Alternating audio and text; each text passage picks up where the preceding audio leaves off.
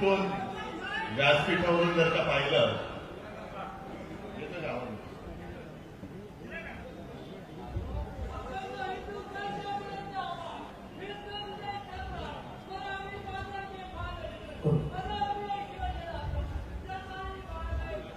अखंड हिंदुस्थानचे कैवारी प्रबोधनकार सुपुत्र देव देश धर्म मराठी मनाचे मानबिंदू हिंदू अस्मितेचे शिरोमणी हिंदुस्थान हिंदू हिंदुस्थानचे एकमेव हिंदू हृदय सम्राट हिंदू धर्मरक्षक महानेता आदरणीय श्रीमान बाळासाहेब ठाकरे यांचा आदरणीय श्रीमान बाळासाहेब ठाकरे यांचा गद्दारांना क्षमा नाही.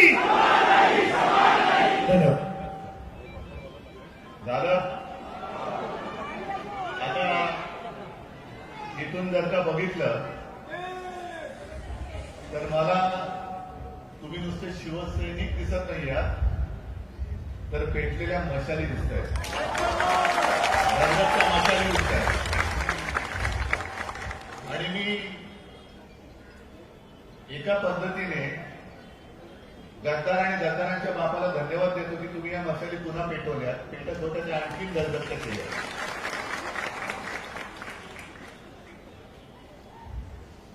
मी परवाच्या आपल्या वर्धापन दिनाच्या दिवशी जे बोललो आणि ते मी करणार आहे, पण सुरुवात इथून करतोय की जिथे जिथे गद्दारी झाली तिथल्या मतदारसंघात जाऊन मतदारांची मी माफी मागतोय, तशीच तुमची पण मागतोय. कारण तुम्ही माझा आदेश मानून जो उमेदवार दिला त्या उमेदवाराकडे न पाहता शिवसेना या 4 अक्षरांकडे पाहून आणि मशालीवरती लढणारा उमेदवार म्हणून अक्षरशः रक्ताचं पाणी केलं आणि निवडून गेलं. साहजिकच आहे, उमेदवारी मी दिली होती त्याच्यामुळे ही चूक माझी आहे आणि त्या चुकीबद्दल मी तुमची माफी मागतो. हे अनुभव गेल्या 60 वर्षातले. आतापर्यंत अनेकदा शिवसेना फोडण्याचा प्रयत्न झाला, फोडली तोडली. शिवसेना कशी कमजोर होईल याचा प्रयत्न केला आणि जे अनुभव आले ते अनुभव तुम्हाला सगळ्यांना माहिती, कारण तुम्ही या सगळ्या वाटचालीतले साक्षीदार नव्हे तर ते करविते कट्टर शिवसैनिक आहात. कारण अनेक दिली जात आहेत, पण काँग्रेसमध्ये विलीन होणार अशी भीती वाटली. आता म्हणून मी सांगितलं ते परत सांगतो की काँग्रेस आणि भाजपा, ज्या भाजपाला ती सुद्धा चूक आपलीच, गल्लीतलं कुत्र विचारत नव्हतं त्याचं बोट धरून आपण मोठं केलं, याचं कोण विचारत होते. म्हणजे सुरुवातीला तर यांचं डिपॉझिट जप्त पार्टी म्हणूनच म्हटलं जायचं. अख्ख्या देशात 2 खासदार होते फक्त, काय भाजपा भाडकाऊ, म्हणजे तशीच लोक आहेत. स्वतःचं काहीच नाहीये, दुसऱ्यांची पोरं ही चोरून चोरून चोरून मोठी झालेली पार्टी आहे. आणि 2 खासदार असलेला हा पक्ष आज काय मोठ्या मेजासीत मिळवतोय. पण काँग्रेस बरोबर 30 वर्ष म्हणजे आपल्या सगळ्यांची राजकीय कारकीर्द ही काँग्रेस बरोबरच्या राजकीय वैरात गेली, बरोबर ना. पण तरी कधीही काँग्रेसची शिवसेना चोरण्याचा प्रयत्न केला नाही, काँग्रेस शिवसेना संपवण्याचा प्रयत्न केला नाही, जे भाजपने केलेला आहे. जो प्रयत्न भाजपने केला हे भाजपचं पाप आहे. अगदी आणीबाणीच्या काळात सुद्धा तेव्हाचे जे रजनी पटेल होते त्यांनी शिफारस केली होती शिवसेनेवरती बंदी घाला म्हणून. आणि तेव्हा ते जे तिथे कोण उपस्थित होते त्यांनी शिवसेना प्रमुखांनी सांगितलं होतं की तो कागद जेव्हा पंतप्रधान इंदिरा गांधींकडे आला त्यांनी बघितलं ह्याच्यावरती बंदी त्याच्यावरती बंदी, शिवसेनेच्या नावाला की त्यांनी म्हटलं शिवसेना शिवसेना का नाही, शिवसेनेवरती बंदी नाही झाली आणि त्यांनी ते नाव फोडून टाकलं होतं. लढा काँग्रेसही झाला, लढे अनेक झाले आणि ज्यांना लढायचं आहे त्यांनी समोर मैदानात येऊन लढा ना. आज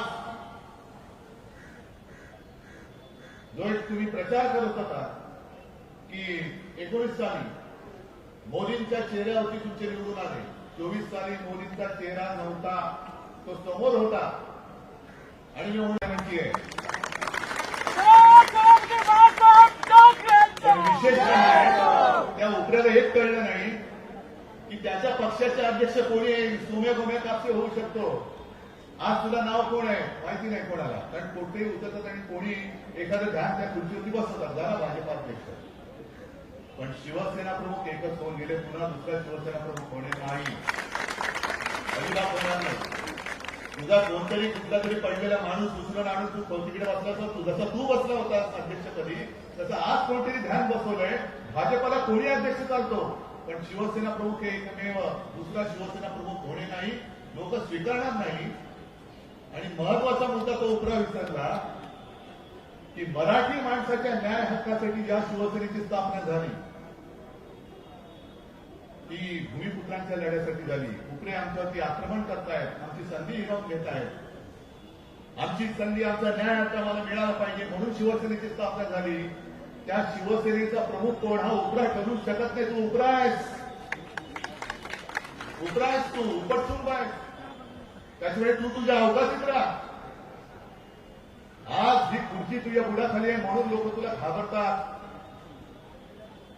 पण मैदानात आल्यानंतर मला कोणाच्याही तशा सुरक्षेची गरज नाही. हे जसं शिवसेना प्रमुख म्हणतात तसं शिवसेना प्रमुखांनी आई जनतेने दिलेले सुरक्षा जबाबदारी होती.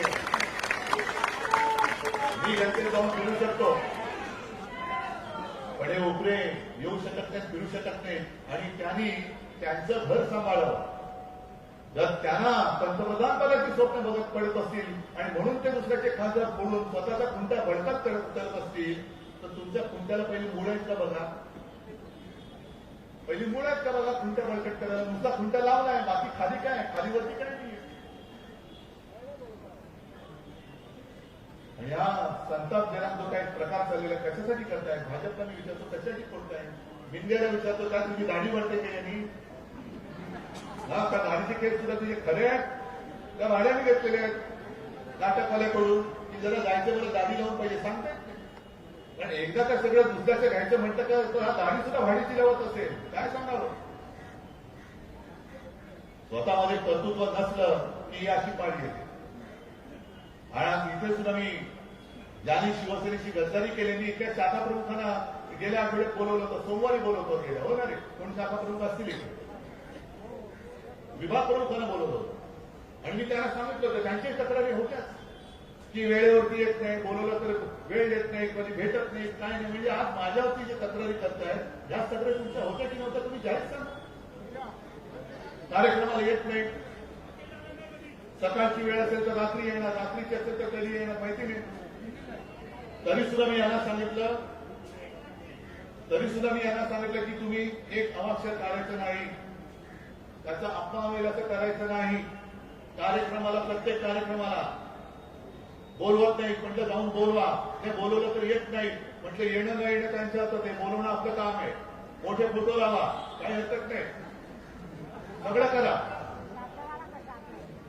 पण एवढं केल्यानंतरही आता आपल्याला जे कळते की नुसतं निमित्त होतं, जायचं ते ठरलंच होतं. अरे तुम्हाला हवं तरी काय, किती खा किती खायचं. एक तर ही जागा ज्या वेळेला आपली भारतीय जनता पक्षावर युती होती तेव्हा ही जागा भाजपच्या वाट्याला जायची. आणि तेव्हा तुम्ही सगळे मला सांगायचे, बाळासाहेबांना सांगायचे की साहेब हे आपल्यामुळे निवडून येत आहेत, यांची शक्ती नाहीये. पण करणार का, युती करून बसलेलो. मग इथून एक ते जे काही द्यायचे त्या पार्सल आपण दिल्लीला पाठवलं. मग जेव्हा त्यांनी युती तोडली आणि महाविकास आघाडी झाली आणि आपण जागा आपल्याकडे घेतली, मागून घेतली, काँग्रेस मागत होती, आपण आपल्याकडे घेतली आणि म्हटलं एवढ्या वर्षांची या शिवसैनिकांची एक भावना आहे, या शिवसैनिकांच्या भावनेचा आदर कधीतरी आपण करणार केली. जागा घेतली, आता उमेदवार काय ठरवला आपण. तर ठरवल्यानंतर तुम्ही खरंच कमाल केली. तुम्ही अक्षरशः पूर्ण कशाची पर्वा न करता समोरून पैशाचा धबधबा होता, धबधबा, तरी सुद्धा त्या धबधब्याला न जुमानता अनेक शिवसैनिक मला माहिती की स्वतःच्या खिशातनं पैसे खर्च करून जे काय दीड काय असेल किती असतात आणि शिवसैनिकांची कमाई, तो काय मटकेवाला किंवा काळ्या धंदे करत नाही, पण स्वकष्टाची कमाई त्याच्यात टाकून मेहनत करून नाही शब्द दिलेला आपण पाळला पाहिजे. म्हणून तुम्ही आपला खासदार इकडून पहिल्या प्रथम इतक्या वर्षाच्या आपल्या इतिहासात पहिल्या प्रथम आपण जागा लढलो आणि ती जागा तुम्ही निवडून आणली. याची जाणीव नको. समजा जागा नसती मिळाली, झाला असता खासदार. जागा घेतली आणि उमेदवारी दिली नसती, झाला असता खासदार. आणि जर खासदार झाला नसता तर हमी भाव मिळाला असता काय? त्या भावाच नसता मिळाला. भाव कुठे आहे? कारण काहीच नाहीये. भाव खायला सुद्धा भाव असावा लागतो. अरे मेहनत खायची आणि भाव तू खातोयस. काय मिळालं याला? काय दिलंस तू याला? जो शिवसैनिक केवळ आणि केवळ शिवसेना प्रमुखांमुळे माझं जे मी सांगतो ते ऐकतो, हे माझं नाहीये, हे शिवसेना प्रमुखांचं निर्णय आहे. मी आहे पक्षप्रमुख, पण केवळ आणि केवळ मी शिवसेना प्रमुखांचा मुलगा आहे आणि मी तुमचा पक्षप्रमुख म्हणून तुम्ही मला मानता आहात, माझे आदेश पाळता आहात. त्याचा दुरुपयोग हे गदडे करतायत, हे गद्दार करतायत. अगदी त्या मिंदेला सुद्धा कोणी आमदार केला? 14 साली मंत्री कोणी केलं? मंत्री झाल्यानंतर जर का आपलं आणि भाजपचं व्यवस्थित जुळलं असतं तर मी आयुष्यात कधी मुख्यमंत्री होणं माझं स्वप्नही नव्हतं. त्या निवडून आलेल्या आमदारांपैकी जे सगळे आमदार म्हणाले असते त्याला मी मुख्यमंत्री करून टाकलं. पण जरा कुठे काही एक अपरिहार्यता अशी आली की माझं परतीचे दोन टाकले गेले, भाजपने पाठीत वार केला, पुढे जाण्याशिवाय पर्याय नाही. जे भाजपने वचन दिलं होतं ते मोडून टाकलं, करू काय दुसरं?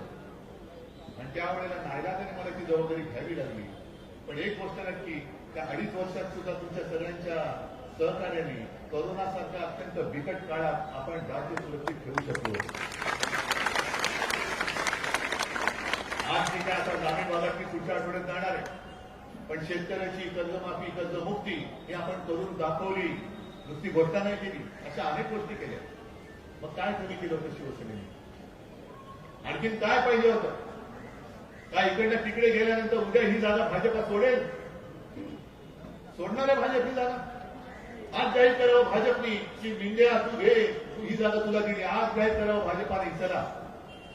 हे रमेश, तुम्ही जे आव्हान दिलं ना, संजय तू पण आव्हान दिलं की हिंमत असेल तर पुन्हा एकदा निवडणूक लढवून दाखवा. पहिले निवडणूक लढवायला भारतीय जनता पक्षाने जाहीर करावं की ह्या गद्दाराला जरी मिंदेकडे गेला तरी आम्ही ह्या मिंदेसाठी ही जागा सोडतो. हे आज भाजपने जाहीर करावं. तर यांच्यासारखं प्रेम हे कुठल्या पक्षात मिळणार? भाड्याने गाडी मिळेल, भाड्याने गाडी मिळेल, भाड्याने खुर्ची मिळेल, पण भाड्याने जीवाला जीव देणारी माणसं नाही मिळू शकतात ती शिवसेनेमध्ये. म्हणून मी आज तुमच्या समोर आलेलो आहे. मी कुठेही खचलेलो नाहीये, खचू शकत नाहीये. किसन आजपर्यंत अनेक पाहिलेले आहेत आणि जे माझ्या आजोबांनी माझ्या वडिलांना शिकवलं, माझ्या वडिलांनी मला शिकवलं, संकटाच्या छाताडावरती चालून जा.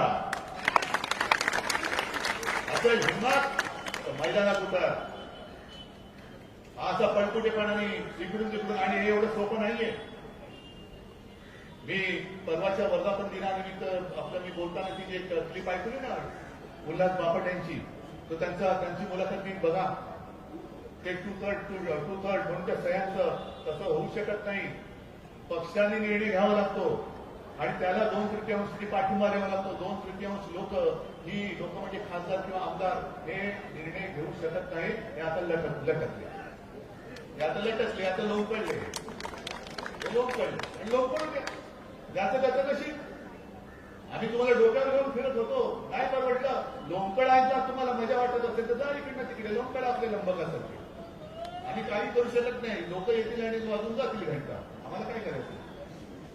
पण आज मला एका गोष्टीचा नक्कीच अभिमान आहे की दुसरा कोणताही पक्ष असता तर गडपटून बसला असता.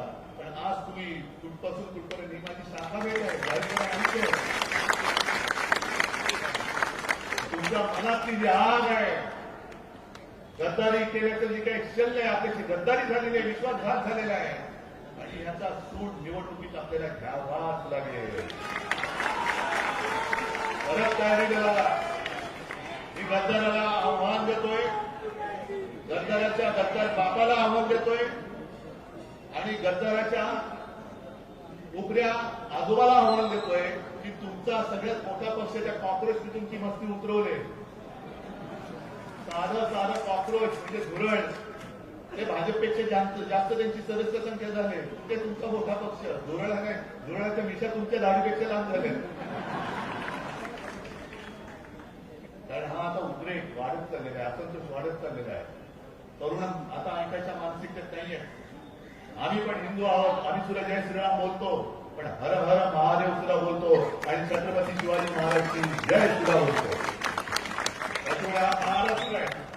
जय श्रीराम बोलू, पण त्याचबरोबर जय शिवराय सुद्धा आम्ही बोलणार, हर हर महादेव सुद्धा आम्ही बोलणार. आणि एवढं करून नुसतं लोकांना वेळ नाही करणार. जे मी मागे म्हणालो होतो की हृदयात राम आणि हाताला काम न देता तुम्ही नुसतं डोकी भडकत असाल तरी भडकलेली डोकी तुमचं सिंहासन जाळून खाक केल्याचं असो.